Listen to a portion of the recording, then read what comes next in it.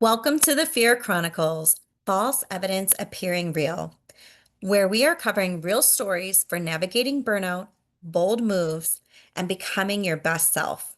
I'm your host, Natasha Agha, private practice strategist, mother of two, and recovering perfectionist. This is the space where we get honest about the pivots, the pressure, and the purpose behind it all. If you're navigating life transitions, career shifts, motherhood, or learning to trust yourself again, you're in the right place. Let's dive in. Everything is temporary. Nothing truly lasts forever. It's just a phase. That's an old chapter, or that chapter is closed. So these are sayings and phrases that, are true when we think about different seasons of life. And there are, just like there's different seasons of life, there are different seasons in, weather, obviously. We've got fall, spring, winter, summer. There are seasons in, different moon cycles. There's in astrology and horoscopes. I mean, the list goes on and on and on. Things are always moving. If there's one constant in life, that would be change. I think we can all agree upon that, right? Same goes for life. Life operates in cycles, or rather seasons. For a moment, let's think of seasons like metaphorically. So we think when we think about life, we are born and at some point that ends. That dash between the years on a tombstone, what you do in the middle is completely up to you. Life has an ebb and flow. There are periods for like planting seeds, which that's ideas, that's dreams, your goals, right? And then there's periods of harvesting, which is like creating those goals into the physical and making those dreams a reality and meeting the goals that you set for yourself. And there's so much that happens in between that. And as life goes on, it's up to us to learn from experiences, gain knowledge and wisdom, and adapt. So adapting becomes easier when we can discern which season of life we are currently in. So some cycles or seasons, you can be on cloud nine and everything seems to be going swimmingly. And then you may experience other periods in your life that may be more difficult, like nothing's going your way and everything is crashing and burning around you. It's important to identify which season of life you may be currently in and honoring that. You can experience difficult seasons, and on top of life can be lifing at the same time, which can be incredibly overwhelming. In the throes of motherhood with young children, being between worlds professionally, pivoting careers, juggling a bunch of jobs while running a business working. I mean, this was me in many capacities for what seemed to be a very long time. So I'll give you an example because, I just kind of listed a bunch of things, but it's really true. So like after not even after, I mean, while I was pregnant with my second child, I was, I had the pregnancy was a lot more difficult than my first. And so I wasn't able to work as much or for as long. I did work, up until I had her, but it was hard, which put stress, obviously physical stress on my body. But then I was also in the throes of entrepreneurship while working a bunch of on-call jobs and just like, and then everything felt as though it was crashing and burning. And it was a bunch different seasons of life all occurring at the same time between the newborn phase once I had her even until in the on the struggle bus, so to speak, with my, first business, and then feeling like I was a victim of time and life was just lifing on top of it. So I had many seasons overlapping, different cycles and seasons that would seem to be happening all at once. And at that point, I felt like it was happening to me, right? And not for me. And I was like, oh my gosh, what is happening? And everything felt as though it was crashing and burning around me. So, what the takeaway is here, what I want you to take away from this episode is how important it is to give yourself grace. So, really reflecting on where you are and how far you've come and that you're human. Okay. So, it's okay to cry. It's okay to feel your feelings. And honestly, it's okay for you to sit in the shit for a little bit.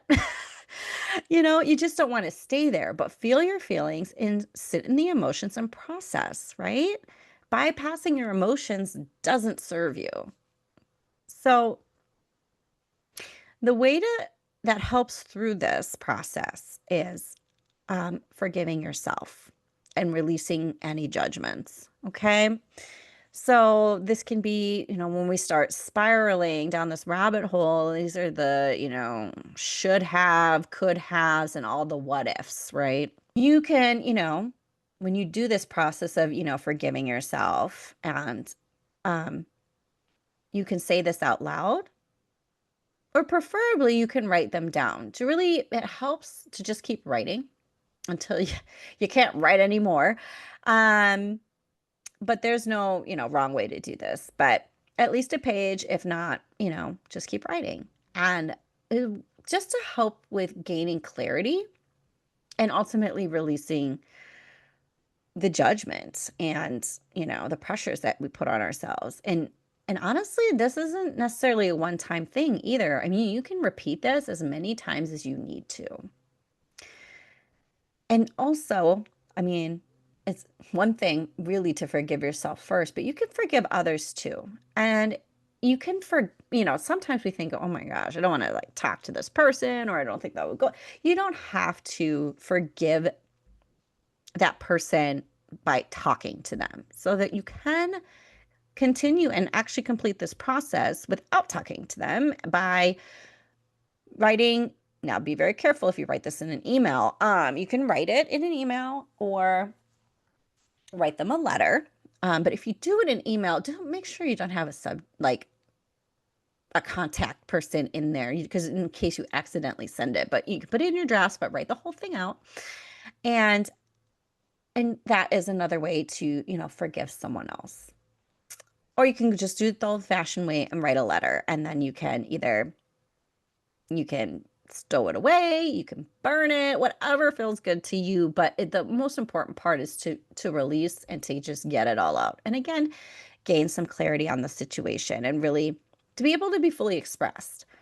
So, and at that point, when you do that, and if it's say a person that you no longer have a connection to, or thing, don't speak to anymore, you can still complete this process again as many times as it feel like that you feel that you need to, until you feel like that's complete. And just release that person and or that situation, and release it with love. The priority here, once you're doing this kind of work and honoring the season of life that you're in, and really, giving yourself that grace, is you need to focus on what you can control rather than what you cannot. Easier said than done, I know, but stay with me here. So, when we focus on things that are outside of our control, I mean, is that beneficial? There's literally nothing we can do about it. So, no, it's not beneficial. So, we really need to shift what we're paying attention to, what we're focusing on. So, you need to shift your attention to either things or specifically actions that you can control, because that puts you back in the driver's seat of your life. So it's like being the thermostat, not the thermometer. Do you remember that episode?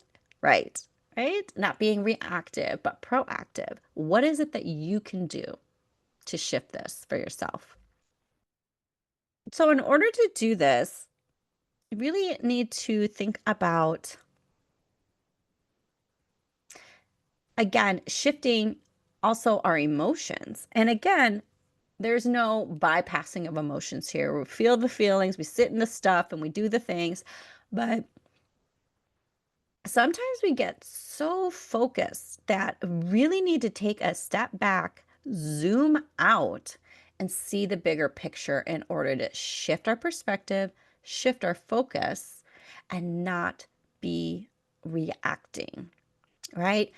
There's an art to and a process to being neutral or becoming neutral. It's not being reactionary and just achieving. The ultimate achievement is to just be neutral when things like life is lifing or things aren't going your way or something happens that you do not prefer. But instead of freaking out, getting upset, or immediately going into like fight or flight, is to check in with your body and then check in with your thoughts. That's key. So, take a beat, take a deep breath, and ask yourself, what am I thinking right now? What are my thoughts? What am I thinking? And if they're not great thoughts, like not positive, there's more to be desired there, then ask yourself, what is a better feeling thought? Because remember, you are not your thoughts, right? So we have these thoughts and they're not necessarily, some of them are just automatic, right? I'm immediately angry and now I'm thinking blah, all these terrible things about, I don't want to say terrible, all these negative things, either about myself or about this person or about this situation. Instead, what is a better feeling thought? What is a more pleasant thought? What is the fact? What are the facts here, right? We talk again about fact and story, but like what's actually happening? And if it just isn't getting better, then you just remove yourself from that situation until you can, regulate yourself. Um, but if you sit back again, zoom out and ask yourself, when you're looking at your, reviewing your thoughts and where you are and how you're feeling, do you still have this negative thought? And if you do, ask yourself, do you truly believe that to be 100% true? Because again, we're sifting through what's fact, what's story, what's, something that it's just something we've been telling ourselves. And do we actually believe it? And that is also a way to work through that is when you ask yourself why, which we've talked about in previous episodes. So when you get to the heart of the matter, what's really going on or what you're really thinking or what's really like the root cause, do you then believe that to be 100% true? If so, check, check, and check. What's your next action or what is it that you need to do if you don't like the situation? But if it's not true, this thought, this belief, whatever it is, if it's not true, then what do you believe? And again, that's where you shift your perspective, shift your thought, because you're thinking a thought that you don't believe. So we need to shift the narrative. So you shift that thought to what you do believe to be true, and then ask yourself, what is something that I can do? And this could be an action, this could be whatever. What is one thing I can do to change this situation? And if it's a big thing, then what are then the small action steps to get you to the thing? So I want you to remember when you shift inside, your whole world aligns because again, it all starts with you. I have a 2-minute Are You the Bottleneck quiz to figure out who or what is slowing down your progress. It's fast, fun, eye-opening, and it's perfect for high-achieving entrepreneurs who are super independent but feel like there's something that's really just slowing them down, whether it's just their life, their practice, whatever. So check out my website and I'll link the quiz down below in the show notes.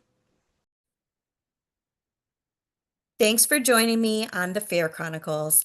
If this episode resonated with you, I'd love for you to like, comment, or share with someone who needs it. Want more support? Check out the links below for free resources, workshops, and how to work with me. Remember, bold moves start with small shifts. You've got this, and I've got you.